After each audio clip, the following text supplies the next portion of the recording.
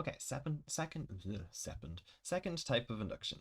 Second type of induction is divisibility. So divisibility is where we want to show that a statement is divisible by something, okay? And what we're going to use here is the fact that if a statement is divisible by a certain number, that means that that number is a factor. So we can think of this in terms of actual numbers, say 14, for example. 14 is divisible by 7. Okay, 14 is divisible by 7, and that means that we can rewrite 14 as 7 multiplied by something, and of course we know that it's 7 multiplied by 2. Okay, so 14 is divisible by 7, it can be written 7 multiplied by 2. Okay, that's the general idea to follow here, I suppose.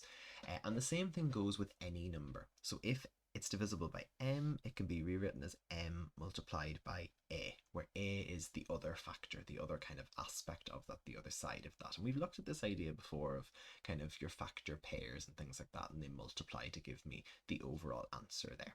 So with divisibility, that's what we're going to be looking at. And again, there's two ways of doing this. I know I said with the series as well, there's multiple ways of doing these ones. I have two different ways of doing this one. Again, I'm going to prioritize one way. What I might do is I might do an example or two, maybe doing it the opposite way or the alternative method, maybe do those separately just to not confuse things. But I'm going to stick to one method for this video here. The initial steps are the same. Okay, the actual overarching steps are the exact same. We prove for n equals 1. So we sub 1 in for n, which is 9 minus 1, which is 8. And of course that's true because that is divisible by 8. 8 is obviously divisible by 8. Next off, we assume for n equals k.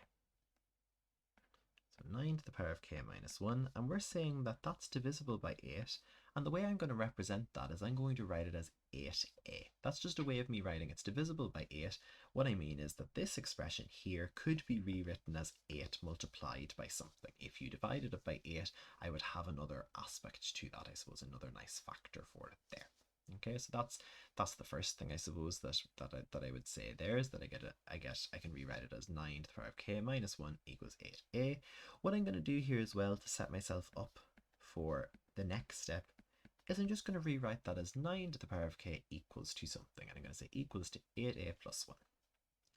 My last step now that I want to do is I want to show that n equals k plus 1. I want to show that it's true for n equals k plus 1. So let's set out what we're looking for here.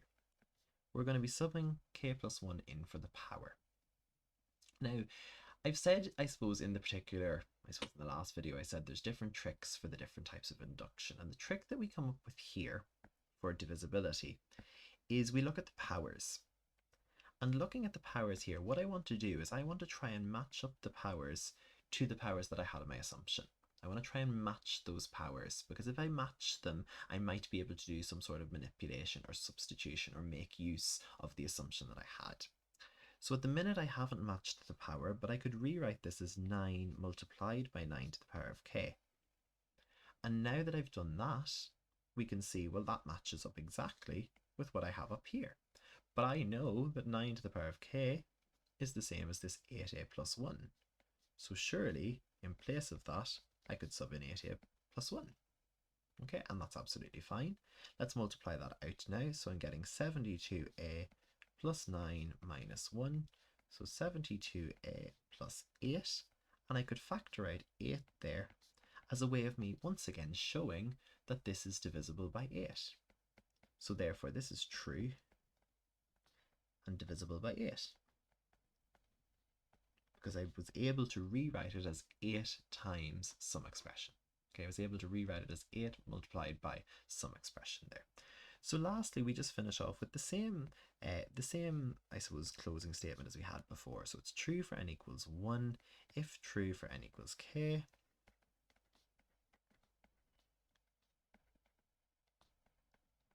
then true for n equals k plus 1, and therefore true for all n.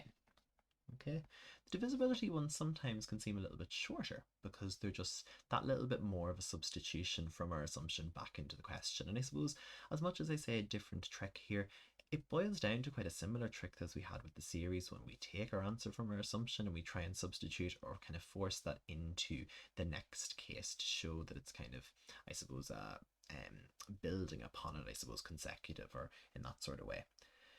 Let's look at the next question. So prove by induction that this quadratic is an even number. So the first thing to, I suppose, identify there is proving that it's an even number means it's divisible by 2. Okay, so let's look at the first case. Let's prove for n equals 1, 1 squared plus 15 times 1 plus 4 is 1 plus 15 plus 4, which of course is 20. And that's true because that is divisible by 2. We assume the k case. So we assume for n equals k. So we assume that k squared plus 15k plus 4 can be rewritten as 2 multiplied by a for some sort of a there. Now what we want to do is we want to show for n equals k plus 1.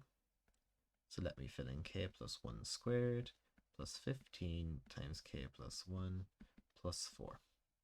So k squared plus 2k plus 1 plus 15k plus 15 plus 4.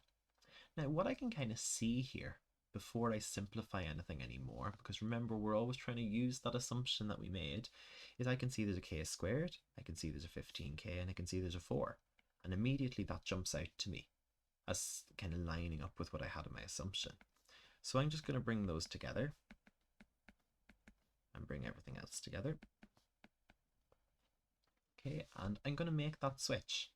So instead of k squared plus 15k plus 4, I'm going to say 2a plus 2k plus 16, and I can factor out a 2 overall there to get a plus k plus 8. Okay, and what that shows me then is that that whole expression is divisible by 2, is an even number. So therefore that's true, is divisible by 2, or is even. So there we go. So then we make our closing statement. So it's true for n equals 1, if true for n equals k,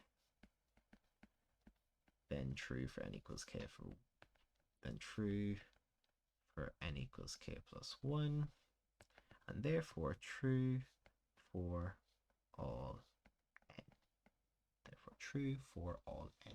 Okay, nice and straightforward there. So this is quite similar, I suppose, to the one that we had there. I'm going to skip over the alternate method just for this video. I suppose I might do it in a separate video maybe.